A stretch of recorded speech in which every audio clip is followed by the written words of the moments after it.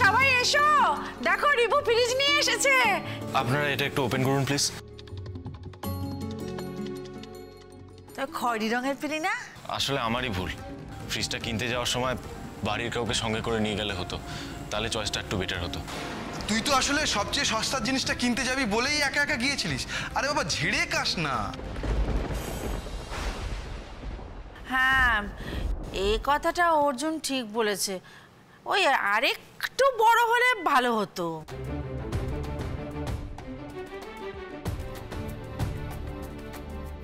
আরো দামি? এই টাকায় যে বাদবাবু কোথা থেকে জোগাড় করলো সেটাই তো জানি না। আবার মাসে মাসে সংসার খরচের বাইরে নতুন ফ্রিজের টাকাও গুনতে হবে। তোমার মুখটা কেন এত শুকনো, কেন এত চিন্তার ছাপ তোমার মুখে, সেটা আমি বুঝতে পারছি ছোট বৌমা। তবে চিন্তা করো না, তোমাকে যাতে আর শুকনো মুখে ঘুরতে না হয় তার ব্যবস্থা আমি করে ফেলেছি। আচ্ছা, আমি তাহলে একটা কথা বলি। এটা যখন বর্দা ভাইয়ের পছন্দ হচ্ছে না, তখন আমি তাহলে এটা বদলে অন্য একটা নিয়ে আসি। না না ভাই, আমাকে আর দোষের ভাগই করিস না। এমনিতেও ভালো কথা বললে সবাই আমাকে কাঠগোড়াতেই তুলে দিচ্ছে। আরে বু, বদলানো যাবে? হ্যাঁ, তাহলে যা যা, পালে একটু বদলে নিয়ে আয়, তাহলে একটু বড় সড়ো নিয়ে আসিস। হ্যাঁ, আর এবার রংটা একটু। না না, এটা একদম ঠিক আছে, খুব ভালো হয়েছে। অর্জুন, রিভু এত সুন্দর একটা ফ্রিজ কিনে এনেছে, ওকে প্রশংসা কর। খুদ ধরছিস কেন? আর ওর রোজগার যেদিন তোর সমান হবে সেদিন ওকে বলতে হবে না, দোকানের সব থেকে দামি ফ্রিজটাই আমাদের সংসারের জন্য আসবে। দেখলে তো মা, বুঝতে পারছি, আমি খুব ভালো করেই বুঝতে পারছি যে এখানে আমার কথা বলাটাই অন্যায় হয়েছে। জেঠিমণি, বলছি ফ্রিজটা তো এবার চালু করে দেওয়া দরকার, ঠান্ডা না হলে তো জিনিসপত্র রাখতে পারবো না। হ্যাঁ, তুমি চিন্তা করো না, আমি সবটা করে দিচ্ছি। এই ম্যানুয়ালটা দে তো। হ্যাঁ দিচ্ছি, দাঁড়া। রিভু, হ্যাঁ রিভু, ফ্রিজ এনেছিস? ফ্রিজ? হ্যাঁ রে, নতুন ফ্রিজ। আমি ঠান্ডা জল খাবো। খাবি তো? ফ্রিজটা চালু হোক, তারপর তো জলটা ঠান্ডা হবে, তারপর ঠান্ডা জল খাবে। না, আমি এখনই ঠান্ডা জল খাবো, এখনই খাবো।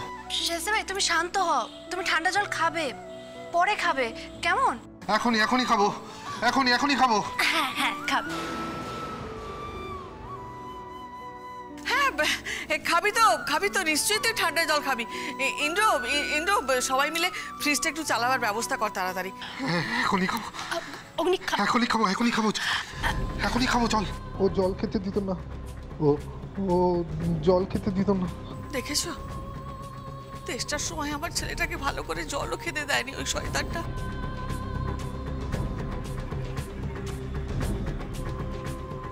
ওই শয়তানটার নরকেও যেন ঠাঁই না হয়।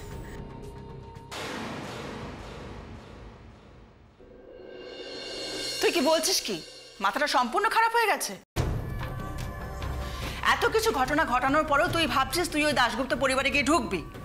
ওরা তোর কাছে ঘেঁচতে দেবে তোকে? দেবে মা, দেবে, ঠিক দেবে, তুমি দেখে নিও। তুই এতটা নিশ্চিন্ত কিভাবে হচ্ছিস? তুই জানিস তুই যখন জেলে ছিলিস তখন ওই বাড়িতে কি কি ঘটনা ঘটে গেছে? জানি মা, পটলা আমাকে সব খবর দিয়েছে।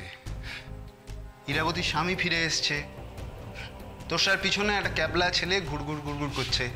জয়ী, রিভু, দাশগুপ্ত ফ্যামিলির সকলে বেশ আনন্দে আছে।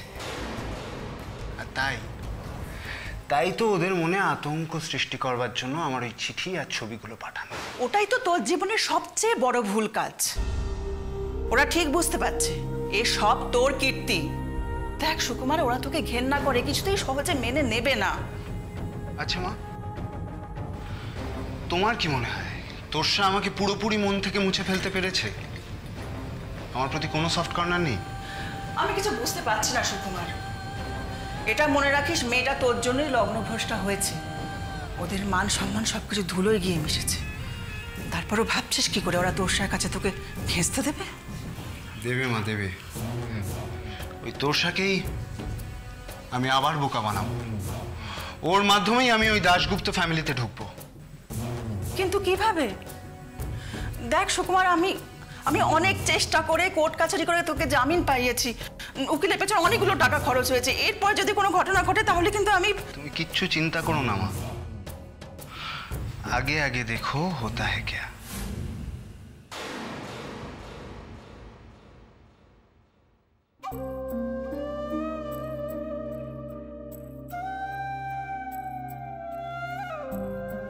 চাকরির দরখাস্ত?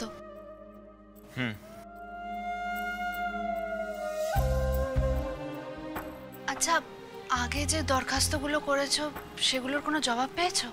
একটা জায়গা থেকে ডাকবে বলেছে, মানে ওই ইন্টারভিউর ব্যাপারে। এবার ইন্টারভিউ নিলেই যে চাকরি পেয়ে যাব তা তো নাও হতে পারে জয়। ব্যাপারটাও তো সহজ না। তোমার তো ব্যাংকে যাবার কথা ছিল, ব্যাংকে গেছিলে? হ্যাঁ গিয়েছিলাম, টাকা তুলেছি, প্রায় ফুরিয়ে গেছে। ফ্রিজ কেনার জন্য দিতে হলো। বাদবাবু, আমি কিছুতেই বুঝতে পারছি না তুমি এত খরচ কি করে করবে। তার মধ্যে মাসে মাসে ফ্রিজের টাকাটাও তো দিতে হবে।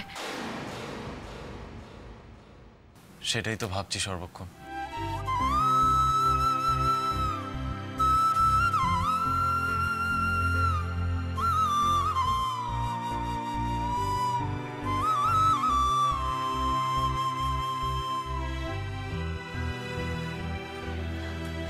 বাদবাবু, এই নাও।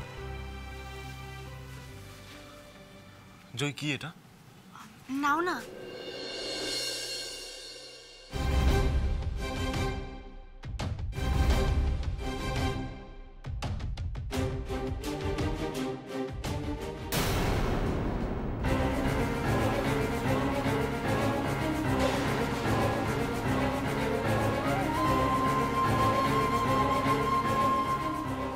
জয়, কার গয়না এগুলো?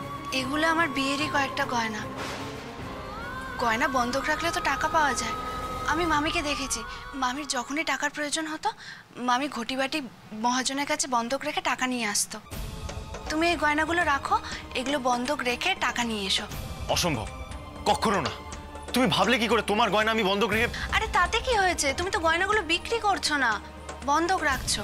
আবার যখন তুমি চাকরি পাবে এগুলো ছাড়িয়ে আনবে। একদম বকছো কেন? বকবো না। কি ভাবো নিজেকে? অনেক বড় হয়ে গেছো, তুমি যা বলবে আমি তাই শুনবো? তুমি ভাবলে কি করে তোমার গয়না আমি বন্ধক রেখে টাকা আনবো?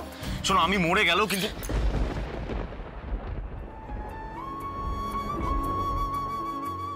কখনো এই কথা বলবে না তুমি, কখনো না। আচ্ছা বেশ, আমি এরকম কথা আর কখনো বলবো না, কিন্তু তুমিও এরকম আর করবে না কখনো, ঠিক আছে?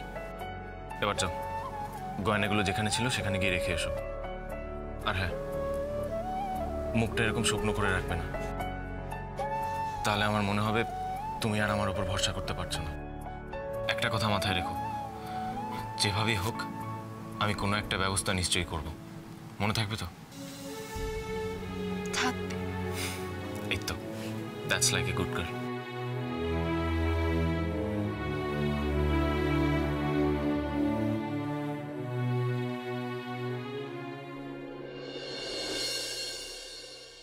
কাবেরী, হ্যাঁ অগ্নি ঘুমিয়েছে?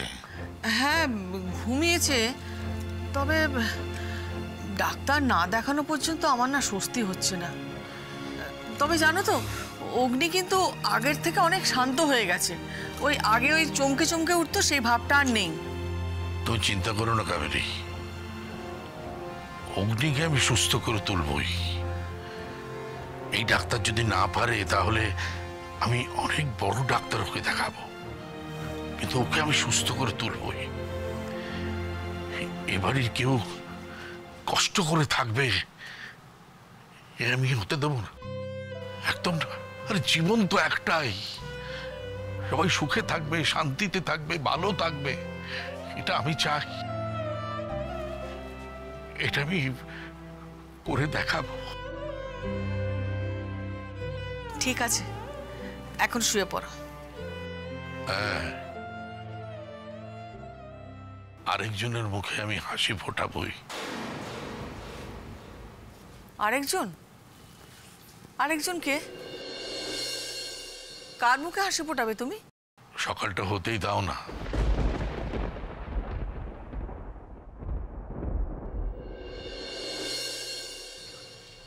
রিবু, ছোট বৌমা, রিবু, কিরে ছোট বৌমা এখনো ঘুমোচ্ছে? উঠে পড়ো, উঠে পড়ো। রিবু,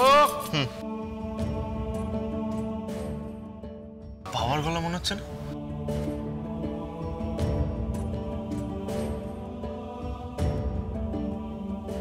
সকাল 4টে বাজে।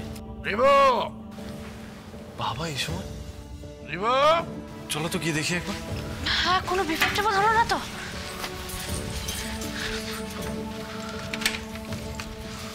কিরে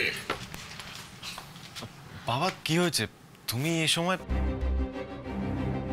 না মানে শেষদা ভাইয়ের শরীর টরীর খারাপ করেনি তো?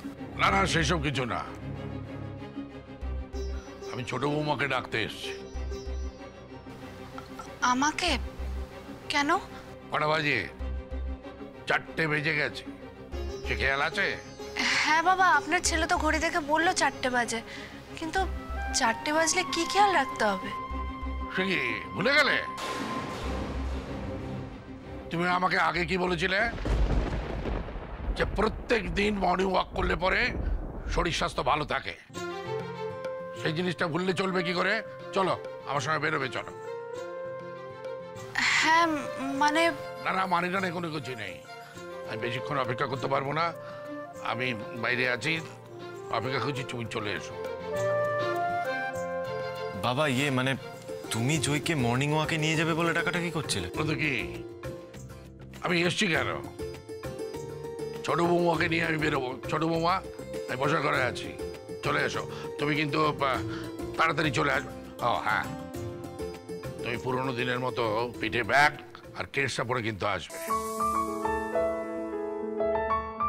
5 মিনিটের মধ্যে বসা করে চলে এসো।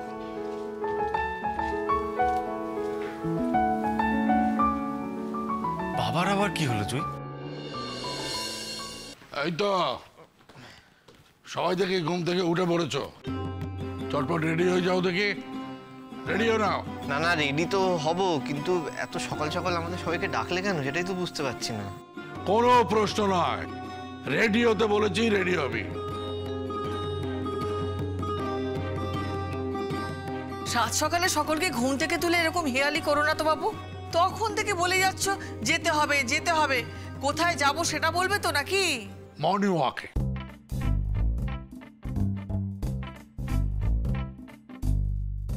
মনে হচ্ছে মর্নিং ওয়াক কথাটা কোনোদিন শুনিসনি, জীবনে এই প্রথম শুনলি।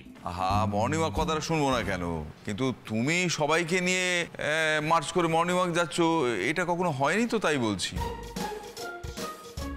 এতদিন করিনি, এখন করছি। স্বাস্থ্য হচ্ছে সম্পদ, বুঝতে পারলি? শোনো বাবা, সারাদিন না অফিসে প্রচুর খাটাখাটুনি করি, তারপর বাড়িতে ফিরে এসে অফিসের অনেক কাজ করি। এরপরে যদি আবার ভোরবেলা উঠে মর্নিং ওয়াকে যেতে হয়, তাহলে আমার শরীর আর কিছু থাকবে না। কেন আমাকে শুধু শুধু ডাকলে বলো তো? আমি যাই। অর্জুন শোন, এই শোন, দেখেছো কাবেরী তোর বড় ছেলে কেমন অবাধ্য? অর্জুন অবাধ্য আমরা সকলেই জানি। ঠাকুরপো, তোমার দাদাকে জিজ্ঞেস করো তো, এত বছর তো হয়ে গেল, এই স্বাস্থ্য চর্চার জন্য সকলকে নিয়ে মেতে উঠেছেন, আমি তো আগে কখনো শুনিনি। হ্যাঁ দাদা, কি কি হয়েছে বলুন তো? এই তোমাদের দোষ যমুনা, তোমরা সব ব্যাপারে এই কার্যকারণ জানতে চাও। এই শোনো, অগ্নিকে কিন্তু একদম ডাকবে না, ওর শরীর খারাপ, ওর ঘুমের খুব দরকার। আর সেজ বৌমাকে তুমি একদম ডাকবে না, ওরও ঘুমের খুব দরকার। আর তোমার মাথায় যখন খেয়াল চেপেছে আমি জানি তো, সেটা তুমি করবেই। অতএব যারা উঠেছে তাদেরকে নিয়ে চলে যাও। আমি যাব, জেঠিমণি যখন বলছে আমরা সবাই যাব। হ্যাঁ জেঠিমণি, আমিও যাব। আচ্ছা, দাদার কি অন্য কোনো উদ্দেশ্য আছে? ব্যাপারটা তো মোটে ভাঙছে না। যাব না কি ওদের সাথে? না বাবা, একে তো হাঁটুর এই অবস্থা, আর গোয়েন্দাগিরি করতে মর্নিং ওয়াকে গিয়ে কাজ নেই আমার। বাবা, আমি তৈরি।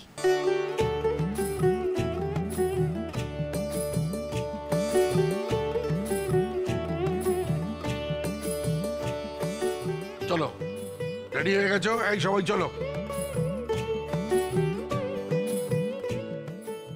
ব্যাপারটা কি বলো তো, বাবা তো বাড়ির সবাইকে ডেকে তুলেছে। দেখো উঠেই যখন পড়েছে তখন অত ভেবে লাভ নেই, চলো। আরে দেরি করছো কেন? চলো চলো চলো চলো।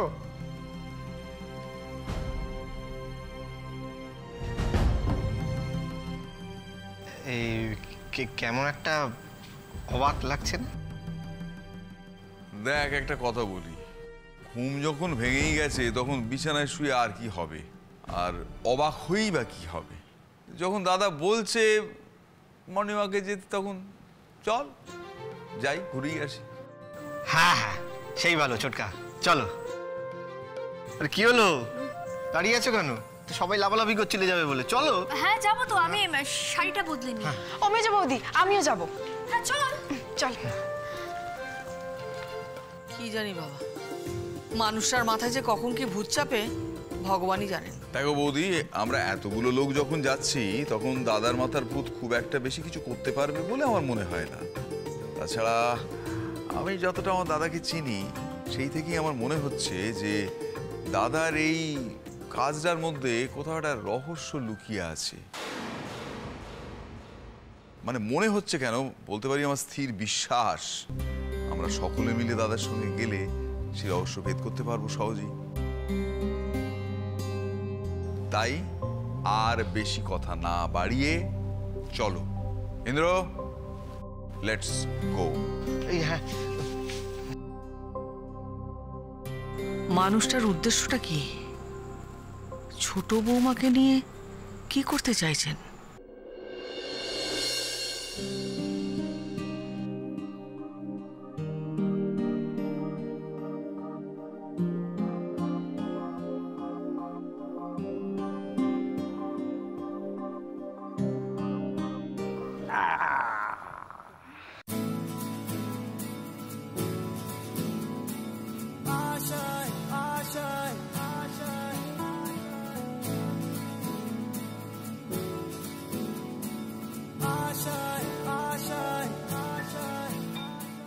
बैग वाले मेरा गोल कर दिले।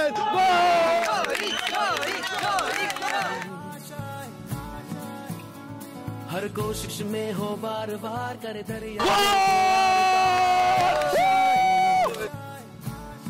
तूफानों को चीर के मंजिलों को छीन ले, आशाएं खिले दिल की, उम्मीदें हंसे दिल की, अब मुश्किल नहीं कुछ भी, नहीं कुछ भी।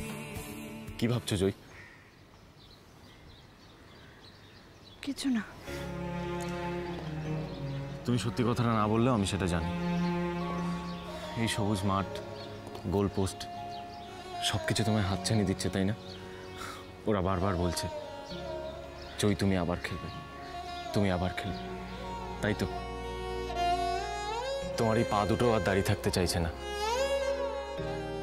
তোমার এই পা দুটো একটা গোল বলের পেছনে ছুটে বেড়াতে চাইছে, চাইছে এক শটে বলটাকে মেরে জালে জড়িয়ে দিতে। আর তুমি নিজেকে অনেক কষ্টে সংযত করে রেখেছো।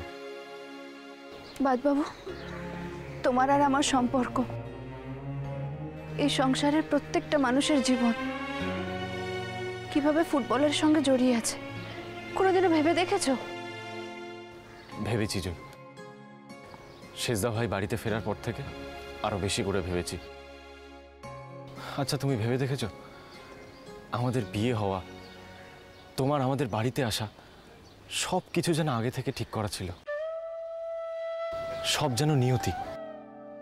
আজ তোমার জন্য আমরা শেষদা ভাইকে ফিরে পেয়েছি।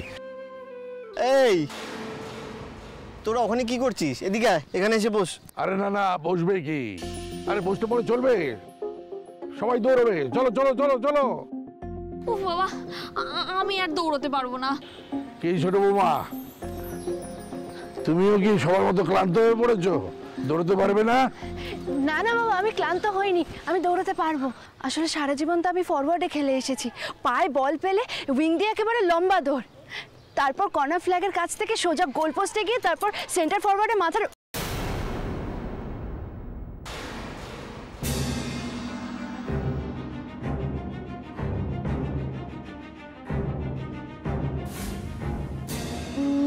মানে আমি বলতে চাইছিলাম আমি দৌড়াতে পারবো, আমি ক্লান্ত হইনি। আমি জানি ছোট বৌমা তুমি পারবে, তবে এমনি এমনি তো পারবে না। দাঁড়াও, আমি আসছি। এই জেঠুমনি কোথায় গেল বলো তো? দাঁড়া দাঁড়া দাঁড়া ইন্দ্র, আমি যেন মনে হচ্ছে দাদার মতলবটা আমি ধরে ফেলেছি। কি মতলব ছোটকা? কি করতে চাইছে জেঠুমনি? ওই তো জেঠুমনি এসে গেছেন।